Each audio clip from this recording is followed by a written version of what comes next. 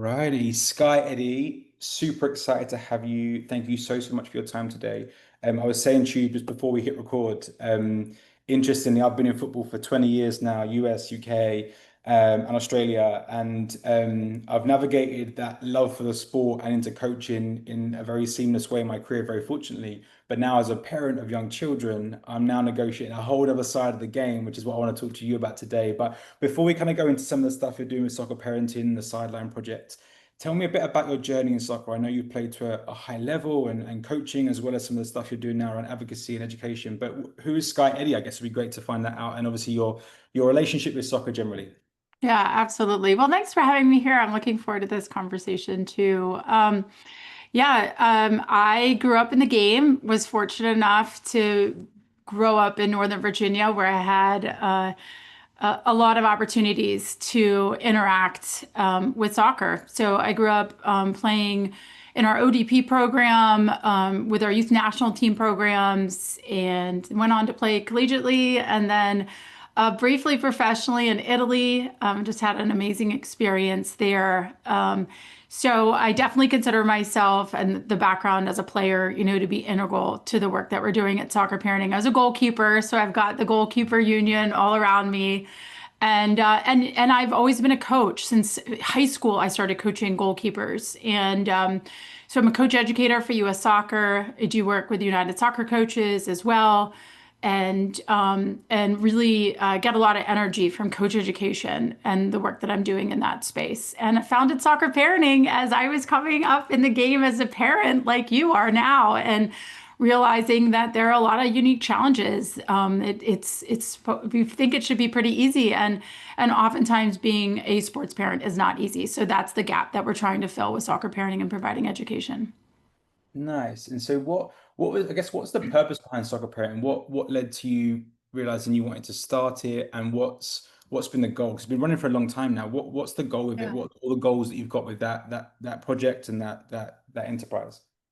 Well, it started, Andy, just as a passion project. So it started just with me trying to do some writing. I created a blog, just my thoughts and feelings in being a soccer parent and how I was showing up for my daughter, Callie, my son, Davis, in their journey, in their connection to the game. And as I said, I found it challenging at times, not always, but there were moments that struck me where I realized that, wow, this is hard for me to figure out the right way to show up for my child so they feel motivated, so they feel a connection to the game, so that I'm not pushing too hard. And I find that perfect balance. And I knew with my background in the game as a player and a coach, if it was hard for me, that it was hard for other parents everywhere. And so I just started writing about that. And then I had this moment at my daughter's club. I'll end the story, or I'll get to the end quickly and just say I am on the board of this club. They're an amazing club now. But in this moment, when Callie was coming up, she was feeling really bored with her soccer experience. She had paid coaching. She was in the ADP program, so what was supposed to be like the new advanced development player program, paid coaches working with her. And she was getting in the car after training and saying, oh, that was so boring. I don't want to go back. Do we have to go to training next time? And so I went and observed a couple of the sessions. And I understood exactly why she was bored. It wasn't conducive to child development best practices that we know when it comes to teaching and learning. And the big thing was then I asked the parents without causing drama, just like, hey, how's it going for you? Are you happy with the situation? And Andy, everyone was totally satisfied. And it just really struck me in that moment big. Like, until parents understand what a good learning environment looks like for children, we're never going to be capturing the hearts and minds of children and the ways that we can. And having kids fall in love with football, like we know there's such an opportunity for them to experience that. Yeah, it's really interesting you say all that because I've been living in Florida now for 2 years, so I'm still a newbie to the States, but Yeah. I've been in football for a long time, and it's interesting seeing my daughters try out now at competitive clubs, and we shop around, right? We shop around. We've gone to many tryouts and many clubs, and I feel like the club are on tryout as well as the child is on tryout. That's how it should be, I think, Mhm. right? In terms of that experience. But it's interesting you say that, like parents.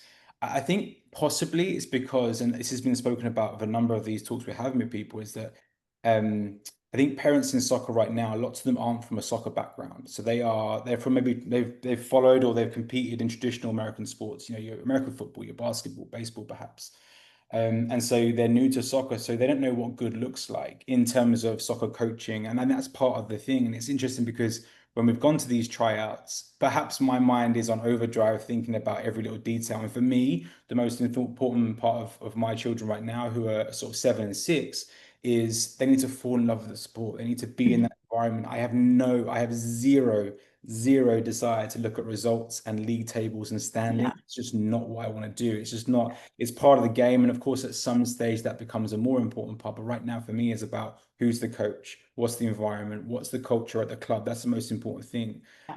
And so we chose based on that. We didn't choose the club that was the one that would traditionally get in players to a high level. But how do you help parents? How do you help parents understand that then? How do you help parents understand like, Mhm. what good looks like and how and what satisfaction should be, and actually how to, in a healthy way, challenge a coach or a club or a team to be better, I suppose, for the children? How do you do that and educate parents in that way? Yeah. I mean, I want to first say that I'm doing a project right now in Northern Ireland for the Irish FA around creating a culture of parent engagement in football. And one of the themes that we have that really keeps coming up there that I think speaks to what you were just saying is this concept football is different now.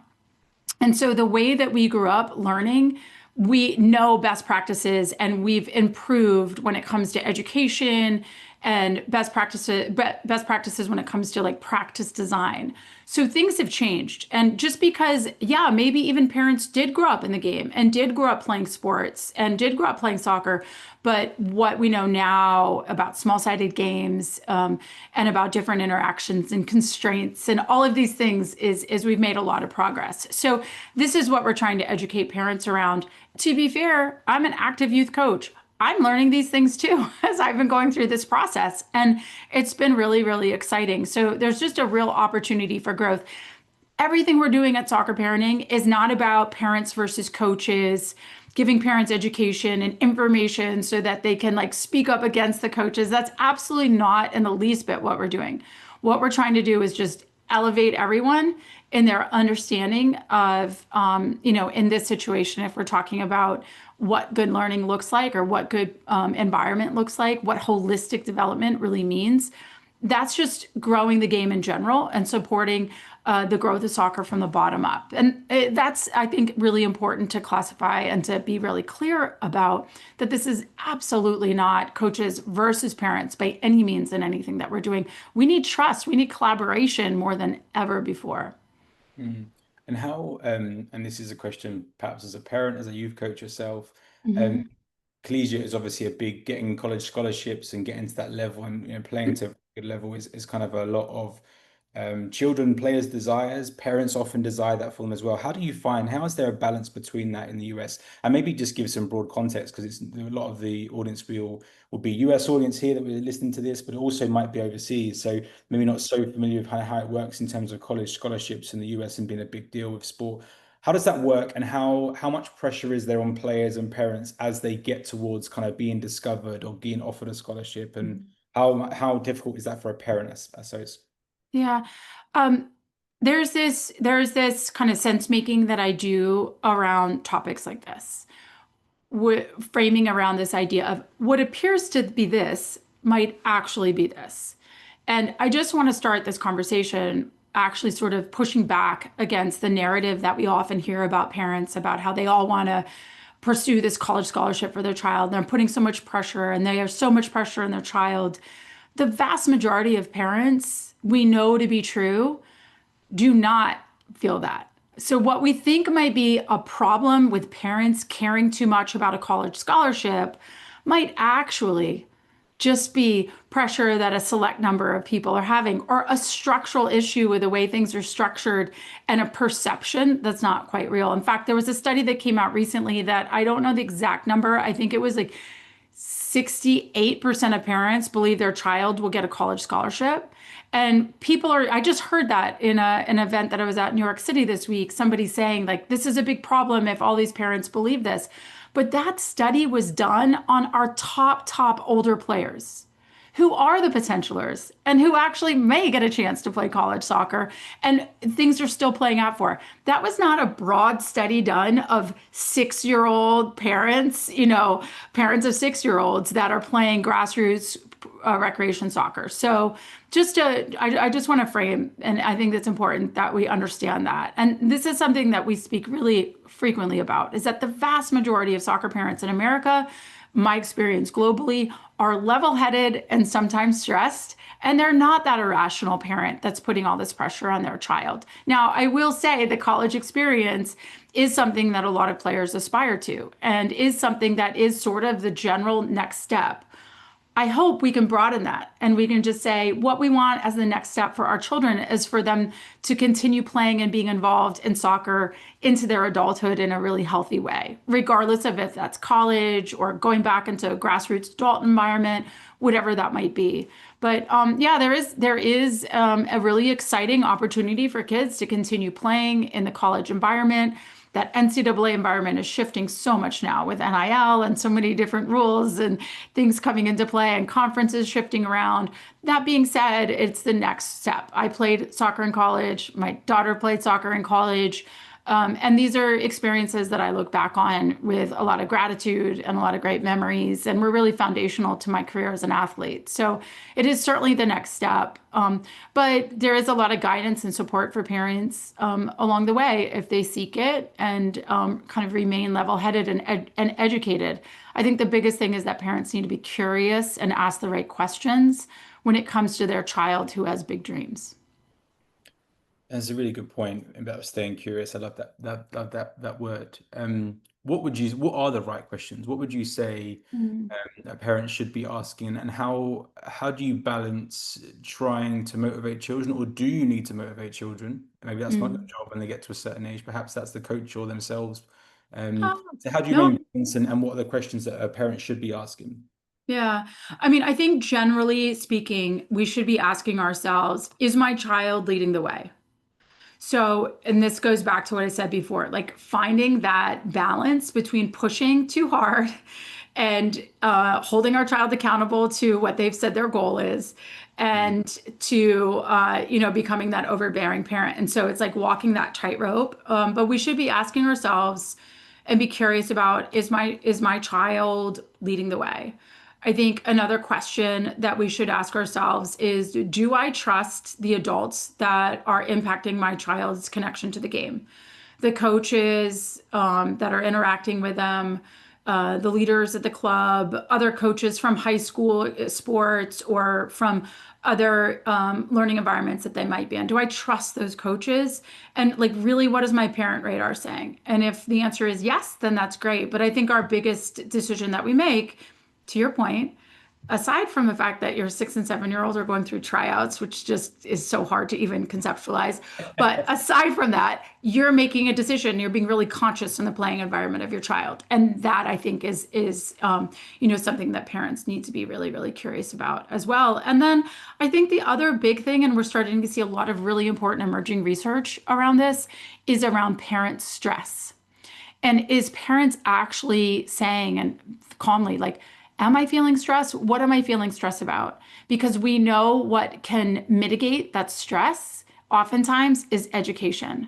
So if I am feeling a lot of stress, as an example, around, to use your point, my child wants to play in college, and all of a sudden I'm changing the way I'm showing up in the fields. I'm putting a lot of pressure. I'm feeling like there's more on the line than there really is. I'm feeling a lot of parent stress. So parents need to be asking themselves, am I feeling that stress? Yes. Okay. Well, then maybe just getting a lot of really good, solid education around the college experience and the college recruiting process will help the parent in that moment. So seeking education is key. Yeah, nice. And I know you've been doing a lot of work with clubs. You've got a lot of partnerships now in the US. And what's been the club response to this over the past few years? I mean, I'm guessing generally it's been pretty good, but has there been any pushback? Has there been challenges working with clubs? And how's that evolved for soccer parenting and youth?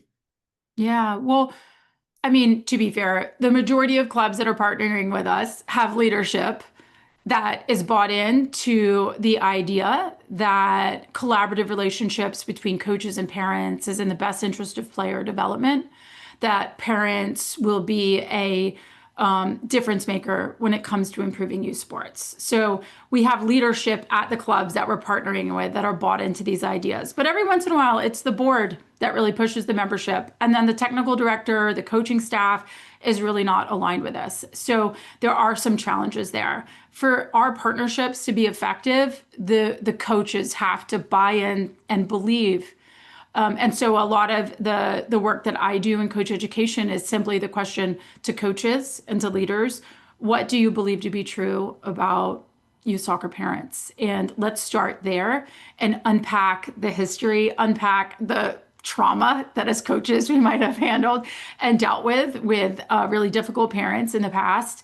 And let's stop using the irrational parents as an excuse for not engaging the vast majority of parents who are level-headed and sometimes stressed. And so our club partnerships are very effective. What we've done is we've created a tool that clubs can use to engage parents. So our education platform that clubs buy access to is simply an engagement tool. It's an opportunity for clubs to say to every parent in their club, we trust you. We believe that you seeking and having an educational resource will support player development, will improve our club culture, will make you soccer better. And so here is a tool for you.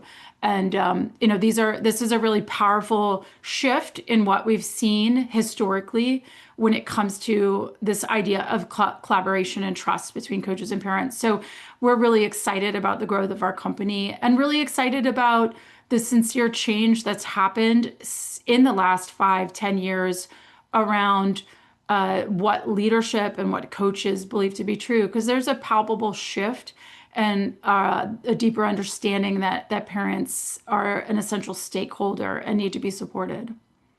Yeah, let's talk about that shift you mentioned. I want to, before we talk about the future and challenges and opportunities, I suppose. Yeah. What shifts have you seen in the past 5, 10 years that have been, a big moment for soccer and for the clubs that have been involved, the players and parents? What are those things? Yeah.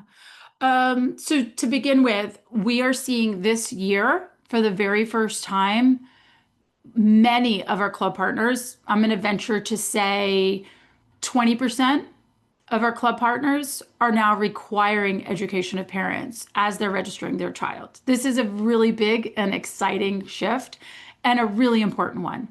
And so that's been tangibly different. And the response from parents has been that of gratitude.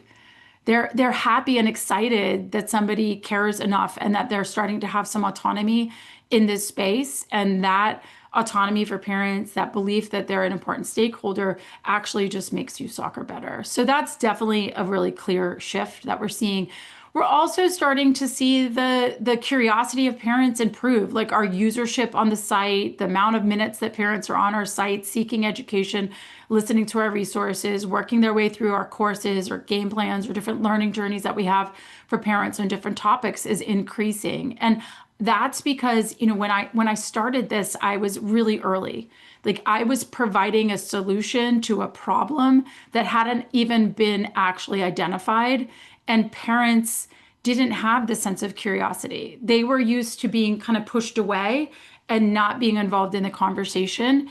And there was this clear division, which unfortunately still often does exist between coaches and parents. And as that separation is shifting and parents are coming into the mix a little bit and there's more collaboration, then we're starting to see this curiosity for parents improve. And the feedback we get from parents that are on the site that are either seeking questions to a specific stress moment that they're having, or are actually just like learning about something they've never heard about before. To your point earlier around motivation, like, is it important that parents know motivation? Yeah, parents need to know the science behind self-determination theory and autonomy, confidence, relatedness. Like, imagine what happens to a parent when they're trying to walk that tightrope and now they understand the science behind motivation and how they can support their child, especially when it comes to creating moments for them to have autonomy in their learning and their child's learning. These things are really, really important. So we're seeing some exciting shifts here for sure. Okay, and then let's segue that into where you would like to see things going, or where you see things going over the next 5, 10 years. What other shifts would you like to see, and what challenges and barriers are there currently still that you're facing, or you see broadly faced by Mm. US clubs and so on? Yeah. I mean, we have a lot of challenges within our structures of soccer in America. It's everyone sort of fighting for player Yeah. registrations, and there's this really, really enormous, like fractured nature of youth soccer in America. US soccer is not leading. In the UK, everyone registers through the English FA, and then the English FA pushes out schedules, and everything is controlled in a nice way. Here, as many people know, it's the wild, wild west in terms of so many different leagues and organizing and registration bodies, and everyone is having conflicting schedules and is fighting for the player registration. And so, I mean, that's obviously a problem. That's obviously something that needs to be addressed and is starting to be addressed. We have incredible leadership at US Soccer now that is starting to get into the weeds and address these problems, listen more than we've ever been listened to. And I think we're going to see in the next couple of years some real important shifts in the way the structures of soccer in America. So that absolutely has to shift in order to support player development. Our large amount of travel that we have, I mean, we're a country that is so large. And so we have these national leagues where kids are really having to travel. My daughter coaches in one of these national leagues. She coaches a U11 team, and she just drove from Columbus to Rochester, New York to play league play last weekend. This is a day off work and hotel rooms just for kids to play a league match. And we know that they drove by 50 teams that they could have had similar parity against. Or we developed everything under the premise that the best kids have to be playing against the best kids all the time. And I think that's up for question.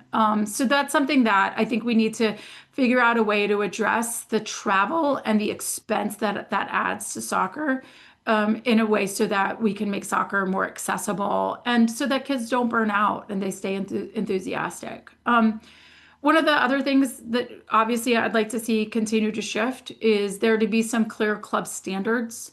So there'd be a club standards project that comes down from US Soccer into the ecosystem. Obviously, I want parent education to be part of those club standards. And I do see a path that is evolving and that we'll see, hopefully, see something like that in the future. But the biggest shift that I've seen is leadership and the quality of leadership across the board. It's really, really exciting to see. Gone are the days where all the club directors are people that just were coaching and then got thrown into this, or volunteers that got voluntold into being like a new club director. Now we have people that are getting sport management degrees so that they can come in and lead within the youth game.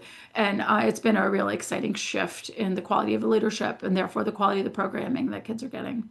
Yeah, it's interesting. It's I often get asked the question that I'm living out here is, when are the men's US soccer team, obviously the World Cup next year for the men's game, when are they going to win the World Cup, right? And I always say it's interesting because people will start speaking about the star players and the manager and kind of the tactics and everything else. And I said, like, to be honest with you guys, like, and this is based on my interest more than anything else, is that it starts at youth soccer level. It starts the foundations, and that's when if those things are all done right. But there's so many stakeholders. There's so many variables. I think obviously the World Cup coming next year for the men's game. I've spoken to a lot of people about the '94 World Cup and how that was really a pivotal moment for soccer in the US in terms of shifting interest. A lot of new stakeholders, a lot of investment came into the game. The MLS was born. How do you see the World Cup going next year? And this is, I think, obviously it's a men's World Cup, but I think this, applies to the Yeah. interest in soccer broadly, right? How do you see that going for the US next year? Everyone's praying for the US soccer team to do well, of course. And what's the legacy do you think that's going to be from that? What's other things that may come? Maybe a parenting thing, or maybe it's Yeah. a generational shift, more interest in the sport. How do you see that playing out? There'll be a lot of shifts, and the legacy will be really significant. I was at Wembley when the England women won the Euros 4 years ago, and or I guess 3 years ago because the years were off with COVID. But Yeah, what an exciting moment and such a tangible shift for yeah. women's football in England. the 99 women winning the World Cup and that being on our home soil. That's my generation of player. There was such a tangible shift. And after 94 with the men, of course, we saw that as well. So we know, historically speaking, that 1 million new soccer parents will be onboarded to the US soccer way next year after the World Cup, or in 2027 after the World Cup enthusiasm. We will see a large number of children entering youth soccer here in America, and how we support them, how we educate those novice parents, how we onboard them to the US soccer way, I think is going to be instrumental into the future of the game for generations. Because if we can grab these parents early and give them some clarity around what holistic development looks like, why soccer is such a great sport for young children to play when it comes to movement and creativity, and connection and community. And if we can lead with a sense of community around football and bring that back, I think that there are many ways that there will be legacy moments with the World Cup, funding coming in, more pitches coming in, more accessibility in different environments that right now don't have soccer available necessarily to them. But we need to be prepared to onboard these new parents. And that's something that at Soccer Parenting, we're really considering. We're really, mapping that out and what that looks like and how we can help to really change the narrative of that first year experience for all these new players that's so exciting. Will be finding and feeling a connection, and their families to feeling a connection to the game. Yeah, one thing I've noticed as well, like just a general observation, um, is that the average US parent that I'm now friends with and I connect with, through my children's school, through soccer, is a lot more. Is humble maybe the right word? Humble and level-headed, perhaps. And maybe that's just my experience. It may not be conducive to the whole country, obviously, humongous country, but in soccer specifically, I feel like there is the Americans have a reputation for winning at all costs, and Mhm. US, great winners. Historically, go to the Olympics, the US always win, right, or get the most gold medals. But in terms of soccer, I definitely think there is this general trend I've seen of people who are just pretty calm around the development of the sport, and they have a love for the sport. And the parents who are coming in who don't follow soccer, but they see the benefits of their children, are very calm about it still. I think going back to your point there, and the question I've got is how much what's the I guess what's the plan for soccer parenting in terms of supporting that as we see this big influx of more parents coming into the game? How does soccer parenting and other stakeholders make sure that parents really feel welcome to the sport and learn as soon as possible? Because the knowledge is power, right? And so the more Yeah. they can learn quickly, the better. How are you preparing yourself to make sure that you're kind of ready through soccer parenting and other projects you're doing, that we're going to make sure that they get a great experience from day one? Because I know there's definitely parents I'm speaking to are kind of they're less excited about traditional American sports, and yes, they're obviously huge still, but in terms of like moving and shifting across the soccer, I see a tangible movement of parents that are just like, yeah, I used to Yeah. follow that sport, but now this is my sport. But that's kind of how through their children at least. How are you guys Yeah. ready for that shift, I suppose? I mean, if you've been here for 2 years, sort of felt this kind of buildup happening with Mhm. Messi coming in and there being all of this new news around soccer, as much as Messi has like got a lot, way too much media Oh, media attention. exposure. But what that's done is it's brought, people into the game. It's like click parents that maybe haven't followed soccer before are following it now. We're providing and being really specific about the education. We've just launched a new course for parents that are new to soccer. So we're providing our clubs with as many resources as possible so that they can consider the way that they educate and support these parents. And, this new game plan that we have for parents that are new to the game talks about the US soccer way and what that culture looks like from US soccer standpoint, talks about grassroots, competitive, pre-professional, professional, and the pathway that we have for American players now. So we really need to make sure that we're resourcing parents with information. And then it talks about laws of the game and some really key takeaways for parents around just a little introduction to soccer. So these are things that we're considering. We're also working hand in hand with our club partners. We have 168 actually club partners. We have well over 200 partners across the United States. we do a lot of work globally. I'm doing a project, like I said, in Northern Ireland and in conversation with many other federations. I've been down in Australia working with the New South Wales FA as well. So, we're starting to see a lot of reach. But here in the United States, as we're preparing for this growth, we're trying to resource our club partners with thinking and education around what onboarding looks like and with parents in your club. What are those steps? How can we better support parents from a communication standpoint? And something that hasn't come up in this conversation, I haven't brought it up, but is so fundamental to this is this feeling of sense of community. And something that's so unique about the game is that it really is the global game. And this for me personally, I just got back from a trip to uh, Dublin, Belfast, London, Manchester, Oslo, Stockholm.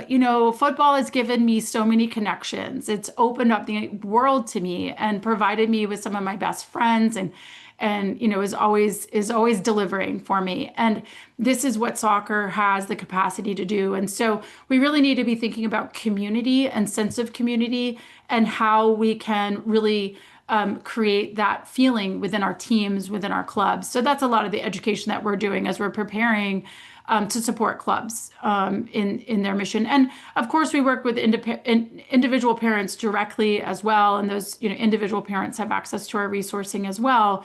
But we really see an important pathway here for clubs shifting, their belief structure around the role of parents at their club, and we're helping them lead the way there. Yeah, it's an interesting point. I was at the Soccer X event in Miami last year, and there was a Mhm. bunch of great talks. And one of the things that came up as a topic, conversations around community and clubs and pathways. And we're seeing it now. I mean, I'm based in Tampa. Tampa Bay Suns in the women's side of the game had a fantastic year last season, in the kind of inaugural season of that league. USL now, for the men's side of the game, is starting to see a lot of investment coming in more broadly, which is obviously going to impact both The genders. Rowdies are struggling this year, though. Yeah, do you know, I went to the Rowdies game at the weekend and they won 4-0, right? So I it was. know, finally they won. No, I know, I know. So I said to my daughter, I said, I don't think they had the best season, but we had a great game. It was a great time. So talk to me about that community side of it and kind of, and there's obviously talk with the USL and the men's side of the game, kind of having a lot more investment coming into that side of things, MLS versus USL. Maybe it's going to be a tangible competition, maybe some mergers, acquisitions, who knows? But the pathways is what I'm most excited about, and the community aspect of the clubs who are going to be built with lower investment than the MLS need, which is $500 million, whatever it is, big investment. Whereas these are going to need significantly less than that. And the Yeah, goal, I think, for these clubs, me personally, one of my opinions, and I'm sure they have a similar thought, is that build a community around that, right? How do yeah. we do that? It's such a big topic, but how would you go about starting a brand new club and just engage in the community and kind of get them to root for that team in ways that some clubs have kind of completely missed the point of doing, Mm. and how Yeah. do you do that, I suppose. It's a challenge. I love to see USL coming into smaller mid markets. I think we have a huge opportunity because think about the size of our country. And if we're going to say that you can only be in a city of this size with a stadium of this size, I mean, we could still have a huge league, even with those bumpers on it. The country is so large. But I love to see USL come in and provide the sense of community. I love the Women's Super League and what that's doing in the competition against the NWSL, but it's just providing more pathways for players to consider playing professionally. And I think that reaches down into the community. And nothing speaks to that more than the story that we have here in Richmond, Virginia, from the Women's Super League team that we have, the Richmond Ivy. They have sold out every game. This is not the Super League. This is the league under it. It's actually the league I played in the very first season of this USL league 30 years ago. They just celebrated their 30th season. So I was played for the Philadelphia Freedom in their inaugural season. That league is still happening. It's mostly just the summer league, college women's players.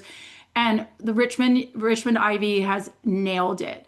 Now, you're saying what and why and how did that happen? We have a really strong soccer community. So, Richmond Kickers have been in the USL Pro team. The Ivy's owned by that same ownership group. They have like the connection into the community. But I do think that it's also people recognizing and seeing like there is enthusiasm for soccer. And if we create a special sense of community, people will gravitate to that. That's what people want right now. People are craving a sense of connection. And really, when I go to an Ivy game and I look around and I see all these families that maybe aren't even going to Kickers games and are coming out and bringing their kids out to these events, this is how soccer grows step by step in America. So every new team that joins any of these leagues is just a tangible step forward in the path towards a deeper connection to the game. And our country is vast. There's so much room for all of these teams. I'm looking forward to seeing USL versus, if you will, MLS, and to see what comes of that, and to see if promotion and relegation within USL shifts the narrative at all, and what that might do when it comes to connection and community, and this feeling passion for your team when there's more on the line. We'll see what happens as far as that's concerned. But the growth of the game. I graduated college. I was a first team All-American. I was MVP of the Final Four. There was no league to play in. That was essentially the last game I ever played. Later, I went and played in Italy and had that great experience, but there was nothing for me. So to see these opportunities for women and for men, because the MLS didn't exist when I graduated from college either, is really, really, really exciting. Yeah, no, I totally agree. Yeah, I'm very bullish and optimistic about the future. I think the key thing is just being patient as well, isn't it? I think we're in a culture where everything you go onto Google and you can get it. You go onto ChatGPT, you can get an answer about anything. Whereas these things take time. It Yeah. takes investment, time, and stakeholders to come together to build it. But And if leadership. I mean, it takes real leadership, yeah. from these clubs. That's again to reference my point before. Like this is where we're seeing some real improvements and in the way that we're reaching people. Okay, so last couple of questions for you, Skye. I sort of touched upon some of those challenges. Um,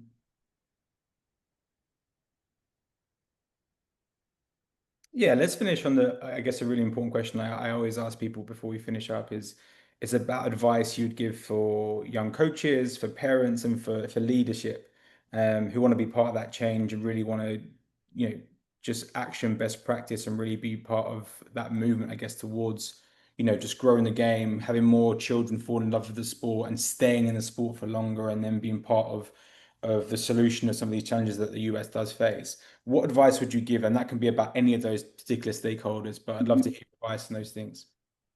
Yeah, I mean, I do a lot of education around this topic of trust.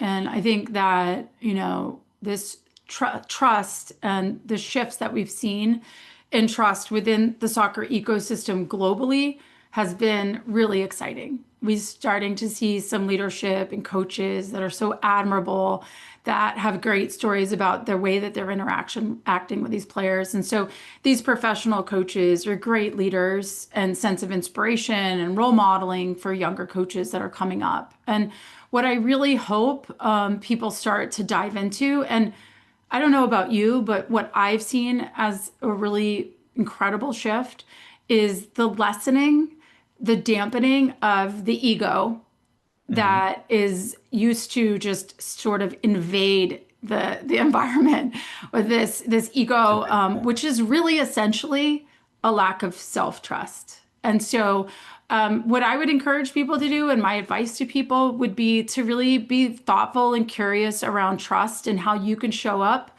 in if you're a coach, trusting the parents, trusting that they're well intentioned, diving into what you do believe to be true about parents, and see if there's any biases that you're bringing to the table so that we can open up the doors and lines of communication and connection and collaboration.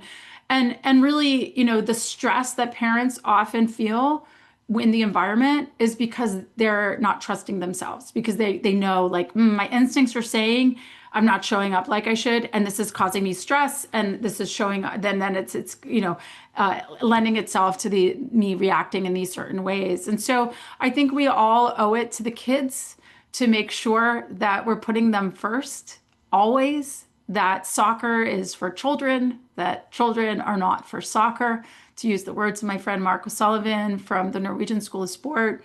and that we really lead with trust and dive into how we can better ourselves and improve the environment for kids so that more kids can fall in love with the game.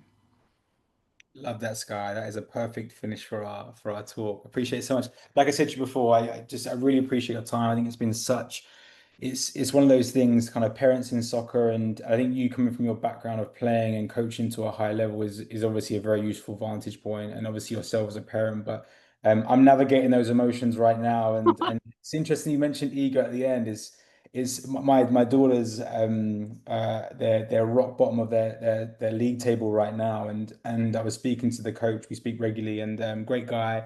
And he's like, I just don't want the girls to morale to drop. You know, it's not about the standings. He's got the right intentions. I said, look, just got to trust the process, man. This is the best environment for them to be. And I'm speaking objectively, having seen other environments, both in the UK and the US, and I fully Mm. trust the process with him and their club are trying to do. And it's, I think that trust element is really key, but it's hard, isn't it? Because Yeah. ego creeps up on you. It creeps up on you And sometimes. also this bias, like, are the parents upset?